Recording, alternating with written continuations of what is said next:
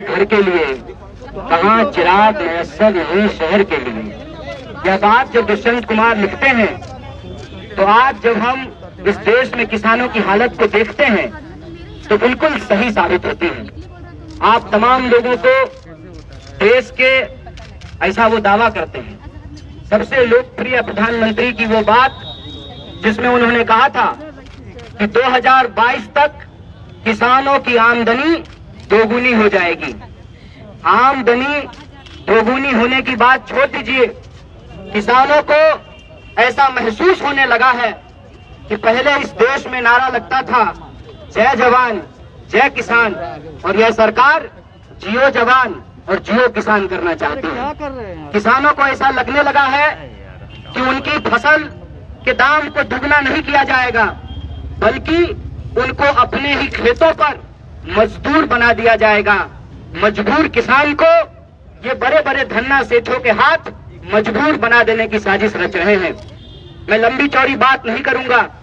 इस बिल के संबंध में जो झूठ बोला जा रहा है और ये कहा जा रहा है किसानों को भड़काया गया है, उस संबंध में अपनी कुछ बात कहना चाहता हूं। सबसे पहले, किसान को कोई भड़का नहीं सकता है।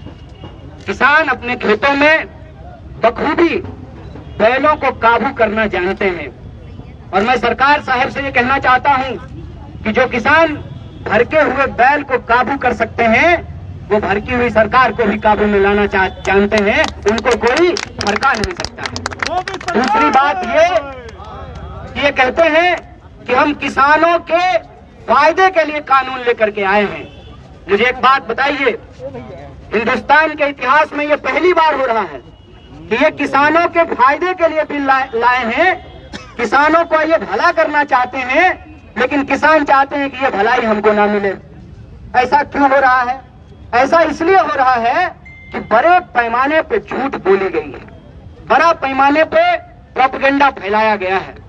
सबसे पहले इन्होंने कहा कि सिर्फ पंजाब के किसान ही क्यों विरोध कर रहे हैं। बिहार में 2006 में जब बाजार समिति को समाप्त किया गया तो यही बात कही गई थी कि बाजार समिति समाप्त हो जाएगा, बाजार समिति में जो करप्शन होता है वो करप्शन समाप्त हो जाएगा और किसानों की आय दोगुनी हो जाएगी।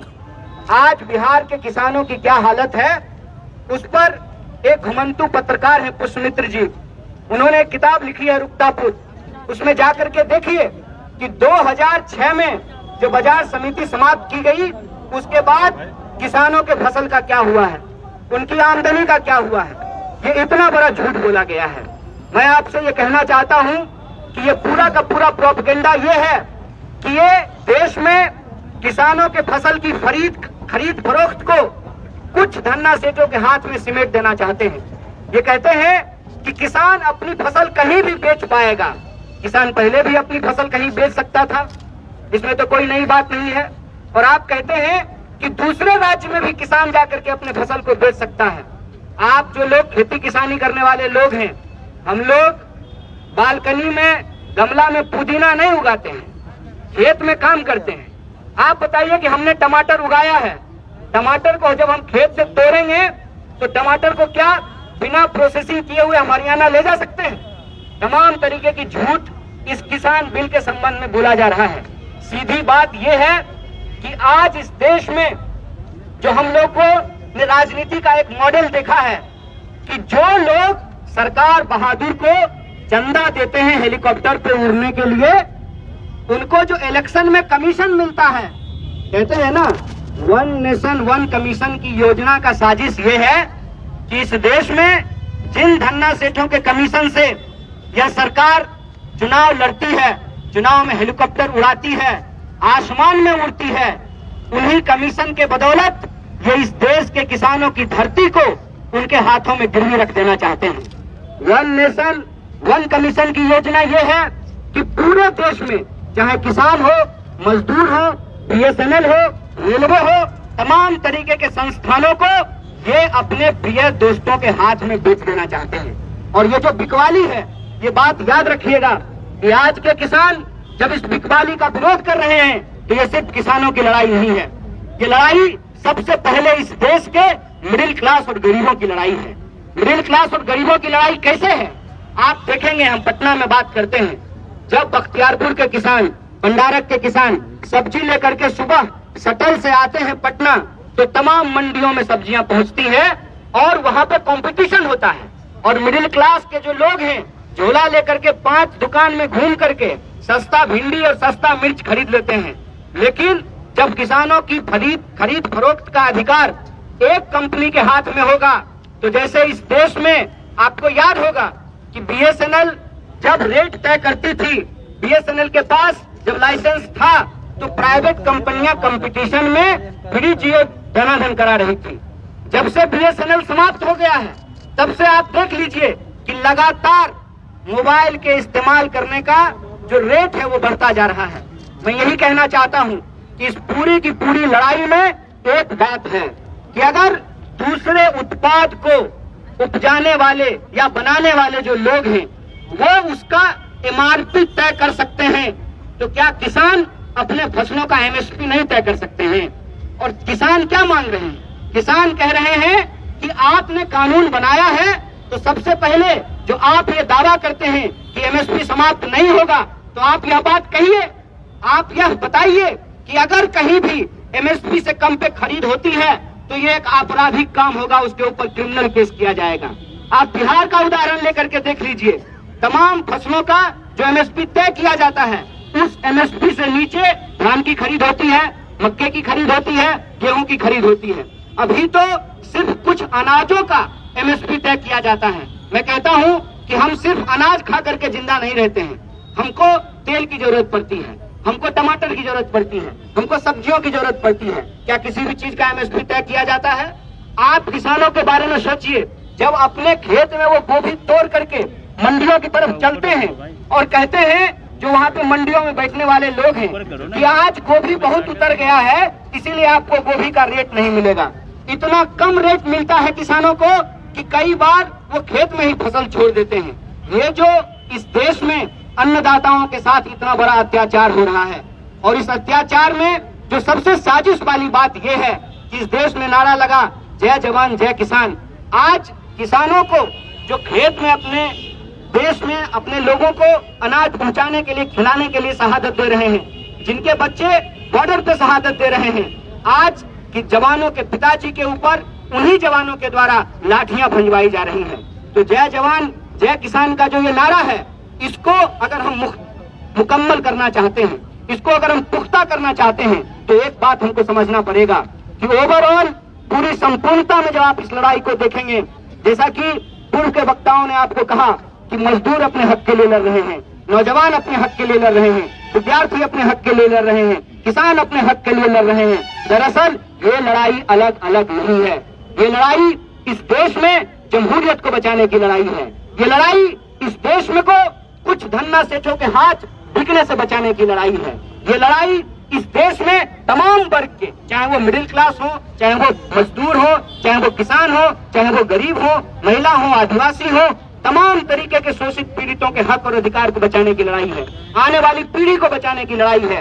इसीलिए इस लड़ाई को हम लोकतंत्र और संविधान बचाने की लड़ाई के तौर पर देखते हैं। इसीलिए हमारा आप तमाम लोगों से आग्रह है, और एक बार यहाँ जो मौजूद हैं तमाम किसान संगठन के लोग, उनके तमाम नेताओं को और आप तमाम साथियों को बधाई देते हुए, उनका स्वागत करते हुए कहना चाहते हैं कि इस लड़ाई को हमको जय जवान जय किसान और जय संविधान के तौर पे लड़ना पड़ेगा, और इस देश की सरकार को बताना पड़ेगा कि इस देश में जो कमाने वाले लोग हैं, उनके कमाने के अधिकार को, उनके काम को, उनके फसल के दाम को और लोगों के पढ़ने लिखने काम करने के अधिकार को आप छीन नहीं सकते हैं। ये हमारा लोकतांत्रिक अधिकार है, और इस लोकतंत्र को बचाने की लड़ाई में, किसानों, मजदूरों, आम लोगों को बचाने की इस लड़ाई में हम लोग कंधे से कंधे मिला करके खड़ा हैं। हम किसान नहीं हैं, लेकिन हम किसान परिवार से आते हैं, और हम ये जानते हैं कि किसान अगर अनाज नहीं उगाएगा, आप सोचिए कि अगर किसान मशरूम नहीं उगाएगा तो मोदी जी का गाल जो है वो टमाटर की तरह टूटू लाल होगा। तो जो मशरूम वो खाते हैं, मैंने तो कहा एक जगह ये बात कि काश हमारे किसान मशरूम के साथ थोड़ा शर्म भी उगा पाते, और इस देश के बेशर्म नेताओं को फ्री धनिया स्कीम में जो है थोड़ा शर्म भी दे पाते, तब इनको समझ में आता कि किसान आज किन परिस्थितियों से गुजर रहा है। एक आखिरी उदाहरण के साथ मैं अपनी बात को खत्म करूंगा। दिल पे हाथ रख करके आप एक बात ये सोचिएगा कि इस देश में कलेक्टर साहब का बेटा कलेक्टर बनना चाहता है, एक्टर साहब का बेटा एक्टर बनना चाहता है, डॉक्टर साहब का बेटा डॉक्टर बनना चाहता है, फार्मर साहब का बेटा फार्मर क्यों नहीं बनना चाहता है? आप सबके लिए, हमारी रगों में दौड़ने वाले खून के लिए, सांस के लिए अनाज सबसे बुनियादी जरूरत है।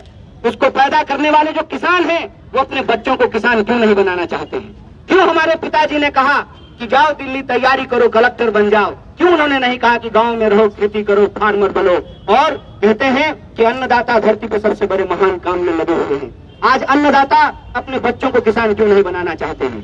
इसीलिए नहीं बनाना चाहते हैं कि उनको मालूम है कि हार तोड़ मेहनत करने के बाद जब वो अपने फसल को बेचने के लिए जाएंगे तो उनका फसल ही उनके लिए फांसी का फंदा बना दिया जाएगा। ऐसी व्यवस्था देश के अंदर की गई है।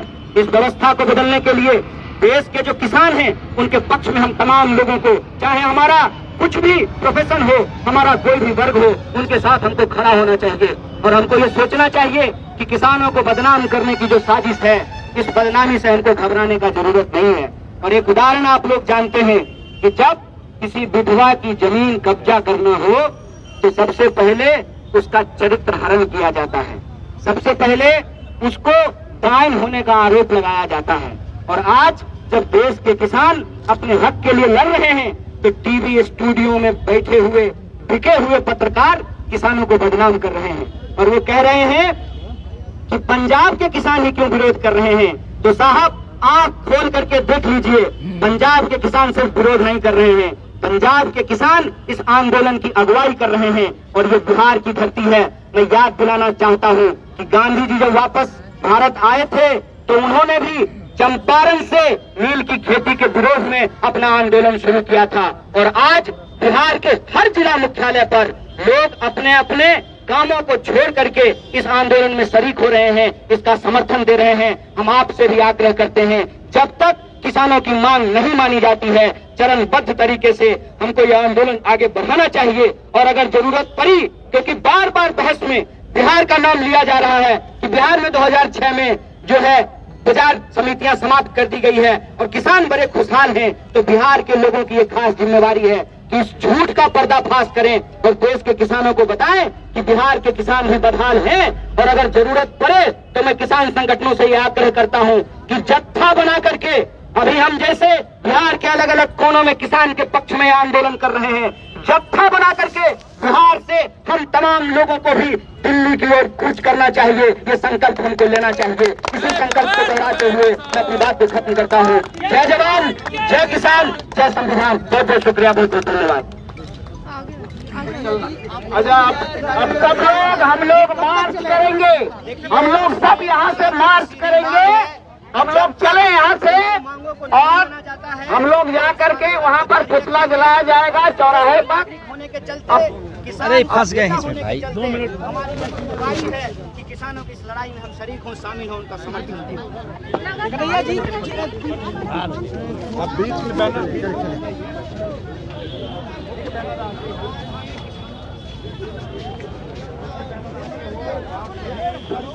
यही है ना मेन बैनर।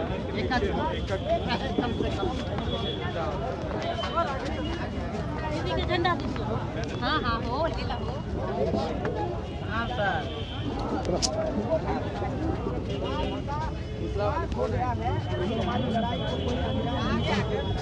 लेकिन देश में किसानों के हक में, किसानों के पक्ष में आंदोलन खड़ा हुआ है।